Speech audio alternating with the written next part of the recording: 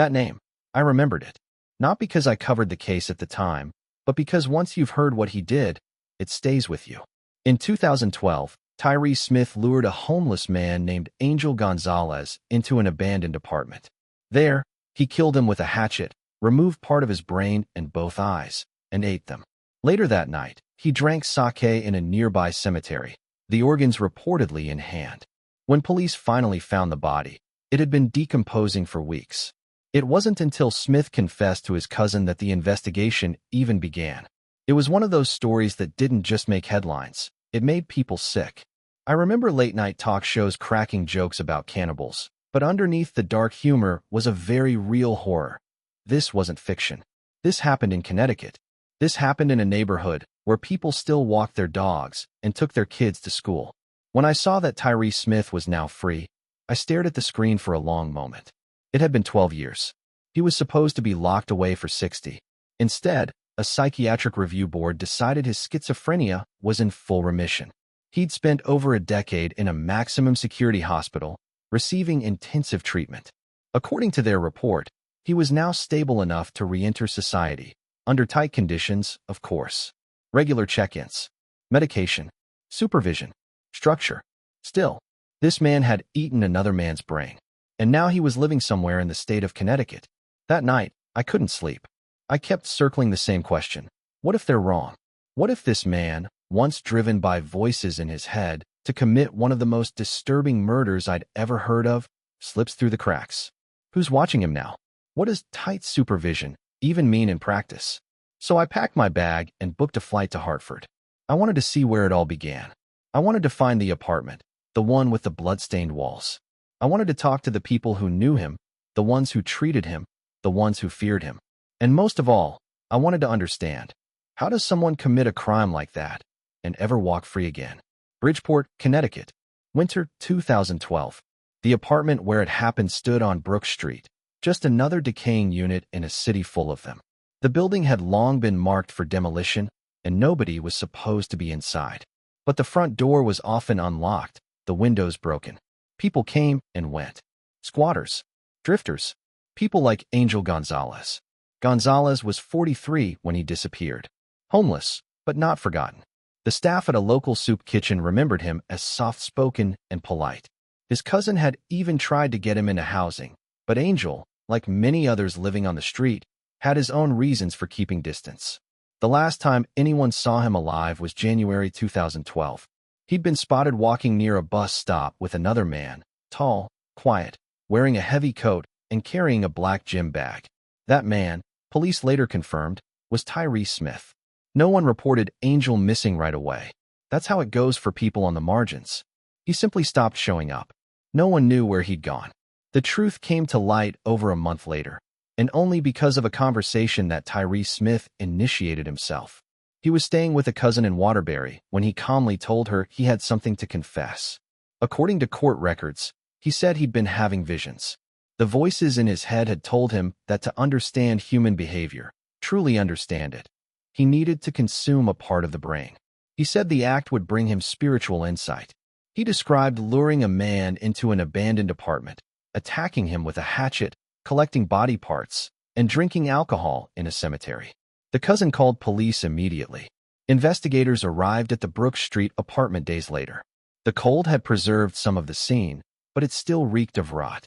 They found a blood-soaked mattress, fragments of bone, and biological tissues scattered across the floor. There were clear signs of mutilation. Part of the skull had been removed. The body was unrecognizable at first. Dental records confirmed it was Angel Gonzalez. Tyree didn't resist arrest. He didn't flee. He told detectives that the man had entered the apartment willingly and that the murder was a necessary part of his spiritual journey. His demeanor was quiet, detached. When asked if he regretted what he'd done, he reportedly said, "It had to be done. I see things now that I didn't before." That quote appeared in the police report but was never officially used in court. By the time the case reached the judge, doctors had already diagnosed Smith with paranoid schizophrenia. He claimed he'd been hearing voices for years and had gone off his medications in the weeks leading up to the killing. The prosecution didn't dispute the diagnosis. They didn't need to. The evidence of Smith's guilt was overwhelming. but so was the evidence that he'd been out of his mind. In 2013, the court found Tyree Smith not guilty by reason of insanity. He was ordered to spend up to 60 years at Whiting Forensic Hospital, a maximum security psychiatric facility in Middletown. At the time, most people assumed that meant he'd be there forever. I did too. But it turns out the system doesn't work that way. Not always. And as I stood outside that same Brook Street building, now boarded up and fenced off, I couldn't help thinking, if a man can do something this grotesque and still walk free a decade later, what exactly is our definition of justice? Whiting Forensic Hospital sits behind a tall fence on a wooded patch of land in Middletown, Connecticut. It doesn't look like a prison. The main entrance has a small fountain, trimmed hedges, and a lobby that could pass for any mid-tier government building.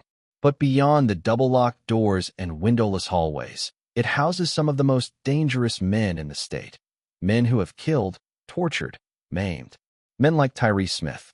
When Smith was committed here in 2013, he wasn't placed in the general psychiatric population. He went straight to the highest security unit, Unit 6 South. This is where the patients go who are considered unpredictable, violent, or severely psychotic.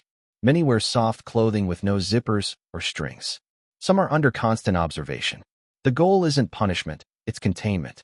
Through contacts in the state's forensic system, I got access to Smith's case logs. In the early years, his condition was volatile. He was delusional. Auditory hallucinations persisted. He refused medication multiple times. He had outbursts. One incident report noted him screaming about invisible rivers of blood running through the hospital floor. Another time, he attacked a staff member who tried to stop him from eating paper out of a book. But something began to shift around 2016. Doctors switched him to a new antipsychotic drug. Slowly, the episodes became less frequent. The hallucinations tapered. He began attending group therapy. He spoke about remorse, though never quite in human terms. More as if the murder had been a misguided ritual. By 2019, Smith was considered clinically stable. No major incidents. Fully compliant with his medication. Still monitored, but no longer restrained or isolated. His file described him as introspective, low risk, and cooperative. In one report, a doctor even wrote, "Patient demonstrates awareness of past delusions and actively distances himself from prior belief systems." I met one former nurse who agreed to speak on background.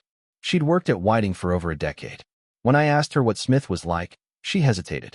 Then she said, "He was polite, grateful, too calm, if that makes sense. Like he knew exactly how to behave. Like he studied what people wanted to see." It's hard to quantify a feeling like that. It doesn't go into charts, but it stays with you. The question I kept circling back to was simple. Is stability the same as safety? Can a person be truly well if the crime they committed was so far beyond human understanding? Legally, yes. In Connecticut, as in most states, if someone is committed after an insanity plea, they're not sentenced to a fixed number of years. They're hospitalized until they're no longer considered a danger to themselves or others. If doctors believe they're stable, the patient becomes eligible for conditional release. Not freedom, but supervised re-entry into the community. Smith first became eligible for that review in 2024. His treatment team recommended it. His psychiatrist described him as a success story. The board deliberated for months. Victim advocates pushed back. But in the end, the medical opinions carried the day. So in February 2025, Tyree Smith walked out of Whiting Forensic Hospital. He didn't go home. He doesn't have one. He was placed in a supervised apartment, with staff present 24/7 and cameras monitoring every room except the bathroom. He's required to check in daily, attend therapy, take his meds under observation, and stay at least 500 feet from schools, parks, and churches. But he can walk the street. He can buy groceries. He can take a bus. That thought kept me up at night. Not because I believe people with schizophrenia are inherently violent. They aren't. But because Smith wasn't just another patient. He mutilated a man, consumed part of him, and called it necessary. And now, apparently, he's ready to live among us again. Tyree Smith isn't walking the streets alone. Not exactly. Since his conditional release in February 2025, he's been living in a supervised housing program located in a residential part of New Haven County. The facility is discreet, no signs, no gates. It looks like any other duplex on the block. From the outside, You'd never know it houses a man once deemed too dangerous to live among the public. I found it on my second day in town. It's not public information, of course, but with enough persistence, county zoning records, anonymous tips, and the subtle cooperation of one off-the-record source. I stood across the street, watching. A small white house. Shuttered windows. A porch light that never goes off. They say Smith has a curfew. That his movements are tracked by GPS. That staff are inside with him 24 hours a day. That he's never alone. But that house is less than 2 blocks from a school. And the neighbors? They had no idea who was living there until a news story leaked his release. Since then, they've gone quiet. Some moved out. Others just started locking their doors a little earlier. There's a system in place for all of this. The Psychiatric Security Review Board, or PSRB, manages every aspect of Smith's supervision. Their meetings are public. Their members include doctors, lawyers, and one community advocate. When I listened to the audio from Smith's hearing, I was struck by the language they used: remission, compliance, reduced risk profile. It sounded more like a parole board evaluating a recovered addict than a panel considering the release of a man who ate part of another human being. One voice stood out. Her name was Talitha Frazier. She's the niece-in-law of Angel Gonzalez, the man Smith murdered. She attended the hearing via Zoom from her kitchen in Bridgeport, a trembling piece of paper in her hand. "I don't care what he's taking or who's watching him," she said, voice cracking. "He killed someone. He desecrated his body. And you think that's something he can come back from?" No one interrupted her, but no one answered her either. After the hearing, I contacted Talitha. She didn't want to talk at first, said the whole thing made her sick. But when I explained that I wasn't looking for sensationalism, she agreed to meet. We sat in a Dunkin' on East Main. She wore a gray hoodie and barely touched her coffee. "Angel wasn't perfect," she said. "He drank. He bounced around. But he was kind. He never hurt anyone. And now I've got to raise my kids in a world where the man who ate him can buy milk at the same grocery store as me?" She looked me dead in the eyes. "That's not justice. That's erasure." She told me she had written to the governor. No response. She'd tried organizing a petition. Only a few dozen signatures. "People move on," she said. "They forget. Or they choose to." But she hadn't forgotten. Not the funeral. Not the news reports. Not the photographs police showed her family. Photos too gruesome for court. She still has nightmares. And she's not the only one. What stuck with me most was this. She wasn't calling for vengeance. Not really. She never once said Smith should die in prison. All she wanted was the truth to be seen. For someone to admit that some crimes are too deep for remission. That some doors, once closed, should never reopen. And maybe she's right. Maybe some returns come at too high a cost. By the 5th day of my trip, I was starting to feel like everything about Tyree Smith's release had already been decided. The reports were sealed. The psychiatrists had spoken. The board had voted. And the public, those who even remembered his name, seemed to have moved on. But then I got a call. It came from someone who didn't give a name. Just a muffled voice on the other end of a prepaid phone, telling me to go check the security desk logs at a downtown shelter near Chapel Street. The caller claimed Smith had been visiting the shelter as part of a community reintegration program, and that something had happened. Something caught on camera. Something no one followed up on. I didn't know whether to believe it, but I went. The building was a converted church basement. Clean enough. Quiet.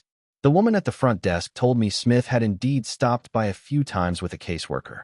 Said he mostly sat quietly in the back, kept to himself. No problems. When I asked if anything unusual had happened, she shrugged. "He's odd, but not dangerous. Least not that we've seen." Still, I couldn't shake the tip. Later that night, I met a shelter employee who agreed to speak off the record. He'd been there during one of Smith's visits. At first, he echoed what others said, quiet, polite, withdrawn. But then his tone changed. "There was this one afternoon," he said. "Kid was restocking the kitchen. Smith came up behind him. Just stood there. Too close. Staring." He described it like a scene from a movie. Smith motionless, face unreadable, eyes fixed on the back of a young volunteer's head. The kid turned around, startled. Asked him what was up. Smith didn't answer. Just smiled and walked away. Unnerving? Sure. But not criminal. "Thing is," the employee said, lowering his voice, "we checked the cameras later. Because the kid was rattled. And on the footage, it looked worse." He paused. "Way worse." He said it wasn't just that Smith was close. It was how he moved. The stillness of it. Like he was studying the kid. Like he wasn't really there. I asked if I could see the tape. He shook his head. We're not supposed to keep footage more than 30 days. Officially, it's gone. Unofficially, I don't have access anymore. That night, I reached out to the shelter director. No response. I submitted a records request. It was denied. No record of any incident involving Mr. Smith, the email read. No cause for concern. But something didn't add up. The volunteer involved, the one Smith allegedly approached, had left the shelter 3 days later. I found him through a mutual contact. His name was Miles. He didn't want to go on record, but he did confirm the story. I didn't know who he was at the time, he told me. I just remember feeling watched. Like prey. He quit the next day. Said he couldn't explain it. Said it sounded stupid even saying it out loud. But if you'd seen his face, he told me, you wouldn't be asking me why I left. That stuck with me. So did the fact that no one else seemed interested in looking into it. Not the board. Not the caseworkers. Not even the local press. Because there was no incident, technically. No one was hurt. No rules were broken.